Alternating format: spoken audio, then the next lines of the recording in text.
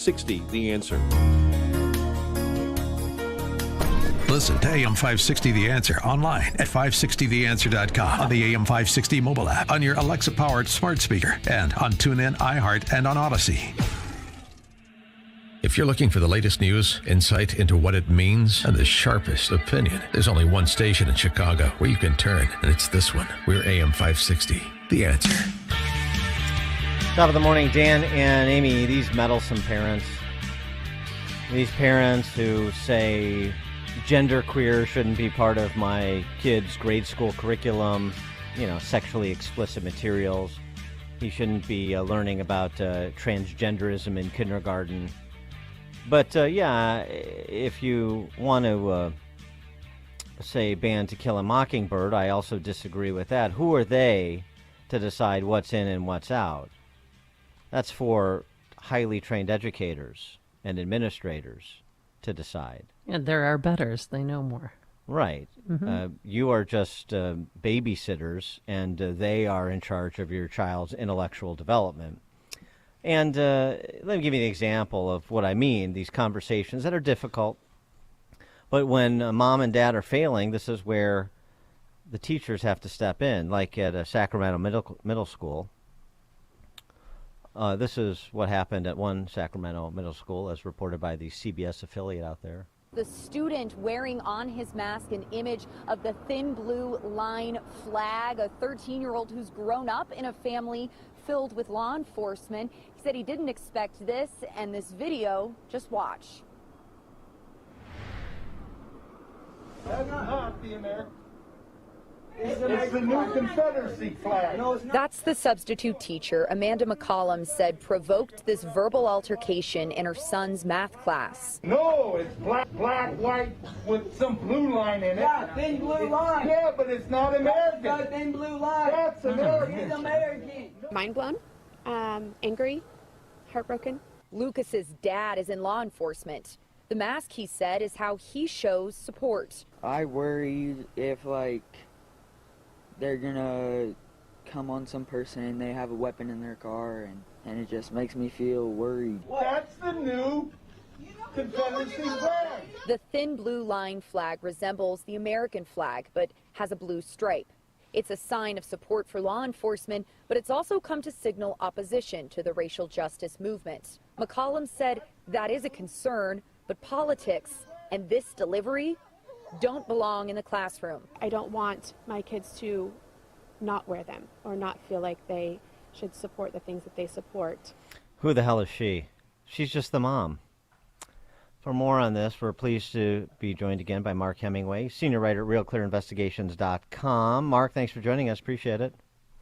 Hey, glad to be back on the show. Yeah, you have written about this matter recently, the concern some parents have about books that are in or out, about symbols that are or not allowed on masks, so long as we're going to have kids masked up, as we do in places like Sacramento.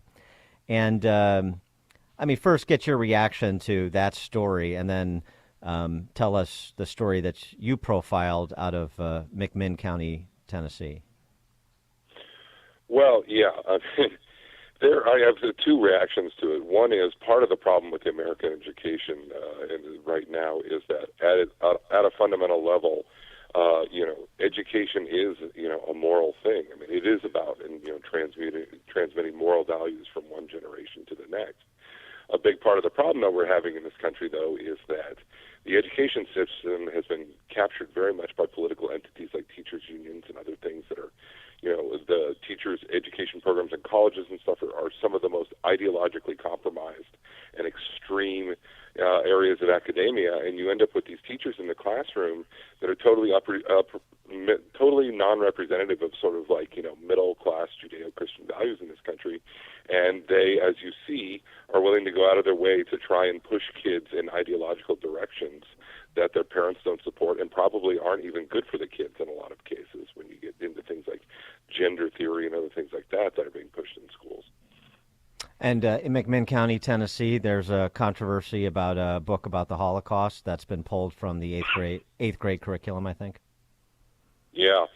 Well, look, so I've been in journalism for over 20 years, and during that time, it is not an exaggeration in the slightest to say I've literally written several 100,000 words of various columns and whatever, speeches, whatever else, defending free speech. And it's free speech in like the broadest possible terms. I mean, I defended the French satirical magazine Charlie Hebdo's right to blaspheme in the face of terror attacks. So, look, I am all in favor of free speech. But what's really insane here is, like, during that same time I've been a journalist defending free speech, I've also been on the board of a private school for a very long time. And the idea that you would confuse the hard decisions that, administrators and teachers and parents have to make about what kind of content their kids consume that is appropriate for their age with free speech issues is absolutely insane. And more often than not, you get into these situations here where the people that are arguing that because a rural school board in East Tennessee banned, well, they didn't ban, I mean, they decided they wanted to teach a different book about the Holocaust than Art Spiegelman's Mouse, which is this Pulitzer Prize-winning, comic book essentially, but it's very graphic in terms of suicide and nudity and profanity and other things like that. And look, those things may be associated with the Holocaust, but it's also perfectly reasonable to decide that maybe that isn't appropriate for middle schoolers, and that's what happened. And yet somehow we get a breaking news alert at the New York Times about what's going on at a single rural school board. I mean, it just feels like punching down, and it's a total confusion about what is really important for free speech issues versus the hard decisions people have to make about what kids see in the classroom. Well, right, and in that decision, too, is juxtaposed or should be against decisions by other school boards to, as I mentioned, I mean, this perhaps is I know back in the day it was Huck Finn, but today it's things like To Kill a Mockingbird, which are seminal literary works, Harper Lee's great work, because, there's racial content, but there's racial content from a direction that that runs afoul of the established orthodoxy, because it's more complicated than just saying white people are oppressors and black people are victims, which is really what they want to convey. Yeah, there was an incident recently, I want to say it was Washington State, where, pretty clearly they went after To Kill a Mockingbird on the curriculum because it ran afoul of, racial orthodoxies from the left. There's all this talk about, Harper Lee, the woman who wrote it, is, a white woman, and her experience doesn't speak for other black people, plus there's the use of the N-word and other things like that. I, of course, would vehemently disagree with that. And I think that's beyond stupid, and I think that that's an even, more ridiculous and, less difficult decision than what was made necessarily over the Art Spiegelman's book about the Holocaust. But at the same time, look, this is a big country. We're going to have different ideas in different places, and there, should be some sort of tolerance and pluralism in terms of how we approach educational issues. I think that To Kill a Mockingbird one was thoroughly ideological, and I disapprove of it. But I'm not out there saying that people in Washington State are engaged in book banning. I mean, that's a ridiculous, assertion. Just as it's ridiculous to assert that they engaged in book banning in Tennessee. But the other issue with this is that there's a lot of issues that have been coming up with kids in schools that aren't involving books like To Kill a Mockingbird or Art Spiegelman's Pulitzer Prize-winning book Mouse.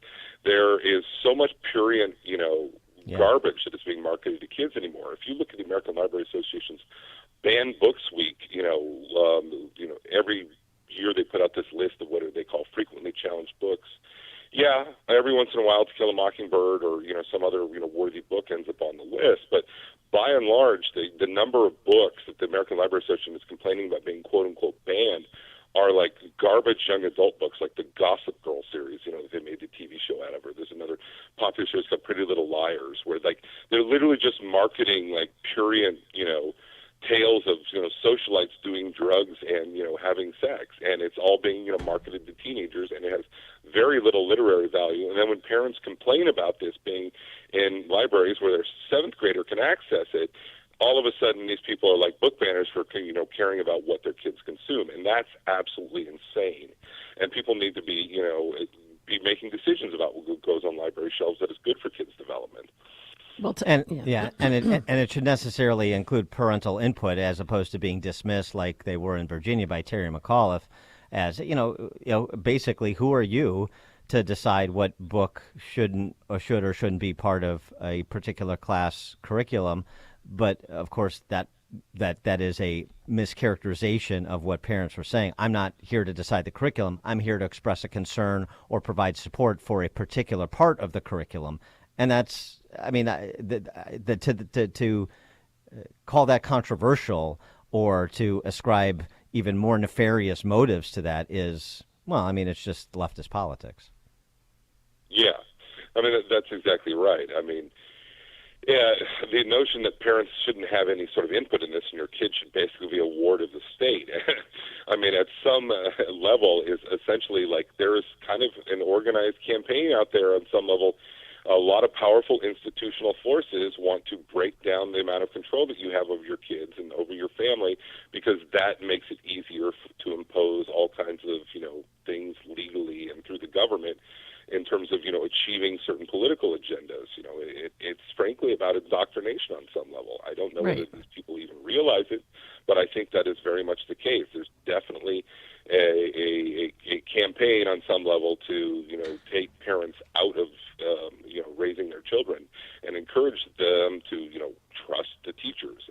And given where we've seen the education system head in this last 50 years, if you trust the kids, if you trust the teachers in your kid's classroom without knowing those teachers and being actively involved, and don't get me wrong, there are a lot of teachers out there doing the Lord's work, but if you just implicitly trust whoever they put in your kid's classroom, you are miserably failing as a parent. But don't you think there's a subculture of parents who want the government to control their kids, who want the teachers and the school boards to decide what they're reading?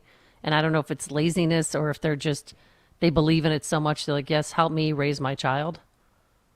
Absolutely, yes. But, I mean, those are people that probably agree with the ideological program of the teachers' unions and, sort of leftist politics. But I don't think that they are terribly representative. But one of the other, problems here relative to what you're saying, though, is that in the last 50 years or so, we've created the Department of Education, and we have basically federalized education in a lot of ways, so that there's a ton of federal tax money that's flowing into your local school and other things, and the result of that, and with the teachers unions also pushing this with these agendas, is that all of these minor debates about what goes on in local school boards have been effectively become national political debates. And when schools were controlled much more at the local level and people had much more of an incentive to sort of get involved at the local level in terms of deciding how their schools were run, we had much better schools in this country. It's only when, national political forces like teachers unions have gotten really strong and all of this federal money that's flown in that the quality of education has gone way down as the ideological component of education has gone way up. Yeah, and the thing, too, is that there's such cowardice among the educated elites, because the same people who support or turn a blind eye to, the genderqueer type of stuff at the grammar school level, and to banning great works, and to eliminating Shakespeare from, your necessary coursework to graduate with an English major from a elite university, for goodness sakes. They're the same people I see at the Shakespeare Theater in Chicago. Right. So, I mean, they know that this is a scam. They know this is a lie. They would never have, their parents would have never tolerated it. They don't tolerate it for their kids, but they're afraid to take on the powers that be. Yeah, no, that's absolutely right. And obviously a huge number of wealthy elites in this country, send their kids to private school in a lot of places because, especially those that live in urban areas run in, blue states, because the schools there, tend to be much worse for all of the obvious reasons, like the further left and the more ideological schools get. And of course, they wouldn't tolerate that for their own kids, so they pay for, private schools, and when they don't pay for private schools, they pay for tutors outside of the classroom and SAT coaches and all of that other stuff. So yes, one of the fascinating things that we've learned is that the wealthy elites actually care a great deal about transmitting a certain set of values to their kids because they are want to pass on their wealth and they look at what's going on to the poor and middle class in this country, and they just kind of shrug and say, "Oh, I guess that's their problem," even as they vote and they write checks to politicians that are undermining what's going on in the classroom that might otherwise educate people at a much better level. Yep, well said. I mean, they're just the worst people in the world. That's my summation. They just are just terrible people. Mark Hemmingway, senior writer, RealClearInvestigation's.com. Check out his recent piece, Parental Input on Education is Not Book Burning. Mark, thanks for joining us. Appreciate it. Thank you. Thanks, and he joined us on our turnkey.pro answer line. You're listening to Chicago's Morning Answer with Dan Proft and Amy Jacobson on AM 560. The Answer. It's said that if you don't like the weather, just wait a few minutes and it'll change. Well, the weather isn't the only thing changing. Local business owners are saying it's getting harder to sustain their business than it was a few months ago. Let Salem Surround help you today. Our team of local in-market experts will utilize the latest research and marketing technology to deliver media plans that will exceed your expectations. Salem Surround is here to help you achieve success. Visit surroundchicago.com. That's surroundchicago.com. All right, it is the fastest growing company in southeastern Utah, and I am talking about Balance of Nature. People are catching on that they need to have fruits and veggies, and you're not getting that when you go through the drive-through. You're not getting that when you just have meat at dinner. You need to have and eat a balanced diet. I take it to have a strong, healthy immune system, and so do many others. Tens of thousands of satisfied Balance of Nature